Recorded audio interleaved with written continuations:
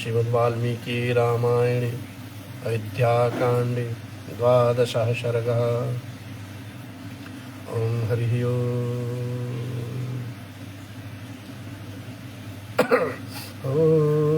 यस्य चाहारसमये सुधाकुण्डलधारिणिः अहं पूर्वाः पचन्ति अस्मि सन्नाह पानभोजनम्। सा कथं नु कषायाणि त्यक्तानि कटुकानि च भक्षेन वन्यमाहारं सुतो मेव वर्त्यस्यति। भोजन के समय जिनके लिए कुंडलधारी रसोइये प्रसन्न हो करके पहले मैं बनाऊंगा ऐसा कहते हुए खाने पीने की वस्तुएं तैयार करते हैं, वही मेरे पुत्र रामचंद्र वन में कसैले तिक्त और कड़वे फलों का आहार करते हुए किस तरह से निर्वाह करेंगे। महार्हवस्त्र संबंधौ भूत्वा चिरशिखो सुखोचितः कासाय परिधानस्तु कथम रामो भविष्यति। जो सदा बहुमूल्य वस्त्र पहना करते थे और जिनका चिरकाल से सुख में ही समय बीता है, वह ही श्री राम अब वन में गिरवे वस्त्र धारण करके कैसे रह सकेंगे। कस्येदं दारुणं वाक्यमेवं विधेयं पीतिरं कस्येदं दारुणं वाक्यमेवं विधेयमपीरितं रामस्यारण्यगमनं भरतास्याभिषेचनम। श्री राम जी का वनगमन और भरत जी का अभिषेक, ऐसा कठोर वाक्य तूने किसकी प्रेरणा से अपने मुंह से निकाला है दुर्बुद्धे। दिगस्तयोषितो नाम सठा स्वार्थपरायणाः नाब्रवीम श्री स्त्रियः सर्वा भरतस्यैव मातरम्। स्त्रियों को धिक्कार है क्योंकि वे शठ और स्वार्थपरायण होती हैं, परंतु मैं सारी स्त्रियों के लिए ऐसा नहीं कह सकता, केवल भरत की माता की ही निंदा करता हूँ। अनर्थ भावे अर्थ परे नृशंसे ममानुतापत पाए। अनर्थ भावे अर्थ परे नरसिंसे ममानुतापाये। निवेशितासि इमं प्रियं पश्यसि मन्निमित्तं हितानुकारिण्येथ वापि रामे।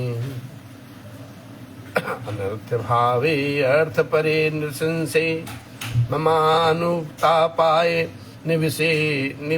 निवेशितासि इं प्रियं पश्यसि मन्निमित्तं हितानुकारिणी अथवापि रामे। अनर्थ ही अर्थ बुद्धि रखने वाली क्रूर कैकेयी, तू मुझे संताप देने के लिए ही यह घर में बसाई गई है। अरे मेरे कारण तू अपना कौन सा अप्रिय होता देख रही है, अथवा सबका निरंतर हित करने वाले श्री राम ही तुझे कौन सी बुराई उनमें दिख रही है। परित्येजुः पितरो अपि पुत्रान् भार्यापतिंश्चापि कृतानुरागाः तस्नं हि सर्वं कुपितं जगत् स्याद् तुष्टैव रामं व्यसने निमग्नम्।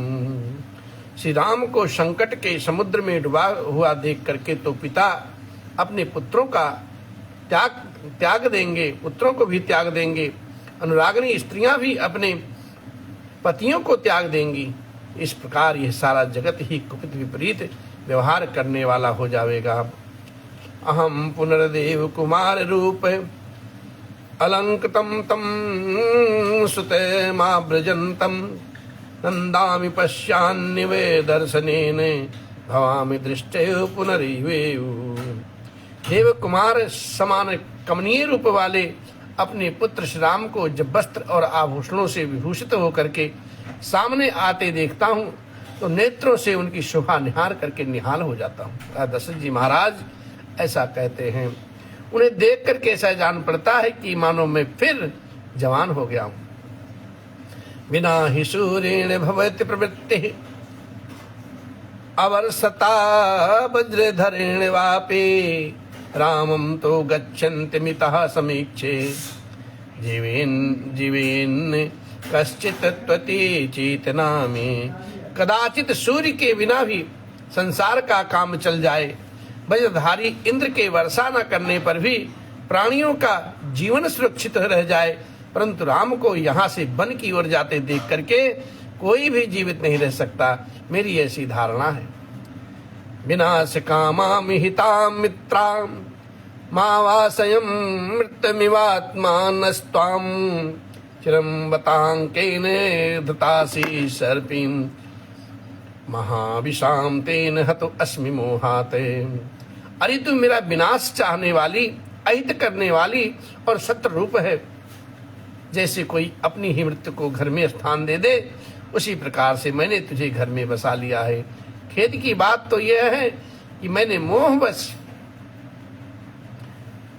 तुझ महाविशैली नागिन को चिरकाल से अपने अंक में धारण कर रखा है, इसलिए मैं आज मारा गया।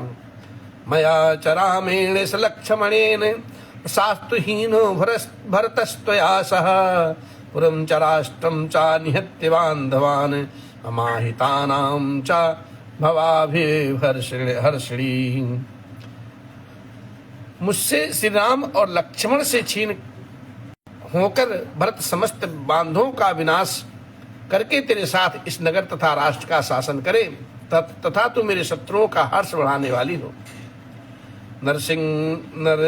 नृशंसवृत्ते व्यसन प्राहिरणी प्रहस्य प्रहयवाक्यं यदि हाहे भावश्वाससे नाराम ते तेन मुखान पतन्त्यधो विषेणमाणा रसनाह शास्त्रधा। क्रूरतापूर्ण बर्ताव करने वाली कैकेयी, तू संकट में पड़े हुए पर प्रहार कर रही है। अरे जब तू दुराग्रह पूर्वक आज ऐसी कोई कठोर बातें मुंह से निकालती है, उस समय तेरे दांतों के हजारों टुकड़े होकर के मुंह के नीचे क्यों नहीं गिर जाते। ना किंचिदाह अहिते प्रियम मुजवचो ना वेत्ति रामः पुरुषाणे भाषितुं कथम तु रामे ह्यभिरामा राम कथम तु रामे ह्यभिराम वादिनी प्रवेश दिवसान गुण नित्य समम सम्मते। श्री राम कभी किसी के से कोई अहित कारक या अप्रिय वचन नहीं करते हैं, वे कटु वचन बोलना जानते ही नहीं। उनका अपने गुणों के कारण सदा सर्वदा सम्मान होता है। उन्हीं मनोहर वचन बोलने वाले से राम में तो दोष कैसे बता रही है, क्योंकि वनवास उसी को दिया जाता है जिसके बहुत से दोष सिद्ध हो चुके हों। प्रताम्य वा प्रज्वल वा प्लस्य वा शास्त्रसो वा अस्फुटतां महीं वज्रे नाते करिष्याम वचा सुदारुणं ममाहितं के राजपांसने। ओ कैके राज के कुल की जीती जागती कलंक, तू चाहे ग्लानि में डूब जा अथवा आग में जल करके खाक हो जा, या विष खा करके अपने प्राण दे दे, अथवा पृथ्वी में हजारों दरारें बना करके उसी में तू समा जा, परंतु मेरा अहित करने वाली तेरी ये है अत्यंत कठोर बात मैं कदापि नहीं मानूंगा। राजा दशरथ जी महाराज ऐसी बात कहते हैं। सारी बात समझाने के बाद में महाराज श्री दशरथ जी ऐसी बात बोलते हैं कि चाहे कुछ भी जतन कर ले, मैं तेरी ये बात कदापि नहीं मानूंगा। अब आगे कथा है। श्रोपमाम नित्यम अस्तित्य प्रियम मदाम प्रदुष्टभामाम सुकुलोपघातिनी ना जीवतुम त्वाम विषहे मनोराम दिग्धिक्षमाणाम हृदयम संबंधनम। तो छुरे के समान घात करने वाली है। बातें तो मीठी मीठी करती है, परंतु वे सदा झूठी और सद्भावना से रहित होती है। तेरे हृदय का भाव अत्यंत दूषित हो चुका है तथा अपने कुल का भी नाश करने वाली है। इतना ही नहीं, प्राणों सहित मेरे हृदय को भी जला करके भस्म कर डालना चाहती, इसलिए मेरे मन को नहीं भाती है। तू पापनी का जीवन रहना तुझ पापनी का जीवन रहना मैं नहीं सह सकता। इसलिए ना जीवितम में अस्ति कुतः पुनः सुखम विनात्म जेनात्मवताम कुलोरति। ना जीवितम में अस्ति कुतः पुनः सुखम विनात्म जेनात्मवताम कुतोरति। ममाहितं देवि न कर्तुमहर्षि अस्पृशामि पादावपि ते प्रसीद मे। हे देवी, अपने बेटे श्री राम के बिना मेरा जीवन नहीं रह सकता, फिर कहाँ से सुख हो सकता। आत्मज्ञ पुरुषों को भी अपने पुत्र से विछोह हो जाने पर कैसे चैन मिल सकता है। अतः तू मेरा अहित ना कर, मैं तेरे पैर छूता हूँ तो मुझ पर प्रसन्न हो जा। नाना प्रकार से महाराज श्री दशरथ जी कैकेयी जी को मनाते हैं, लेकिन होनी तो कुछ और है। सा भूमि पालो बिलपन्न नाथवत स्त्रिया गृहतो हृदयती मात्रया पपात देव्याश्चरणो प्रसारिता भाव संप्राप्य यथा अतुरास्तथा। इस प्रकार से महाराज श्री दशरथ जी मर्यादा का उल्लंघन करने वाली उस हठीली स्त्री के वश में पड़ करके अनाथ की भांति विलाप कर रहे हैं। वे देवी कैकेयी के फैलाए हुए दोनों चरणों को छूना चाहते हैं, परंतु उन्हें ना पा करके बीच में ही मूर्छित होकर के गिर पड़े। ठीक उसी तरह जैसे कोई रोगी किसी वस्तु को छूना चाहता है, किंतु दुर्बलता के कारण वहां तक ना पहुंच करके बीच में ही अचेत होकर के गिर पड़ता है। इस प्रकार से श्री वाल्मीकि निर्मित आर्ष रामायण आदि महाकाव्य के अंतर्गत अयोध्या कांड में 12वां सर्ग संपन्न होता है। श्री राम जय जय राम, जय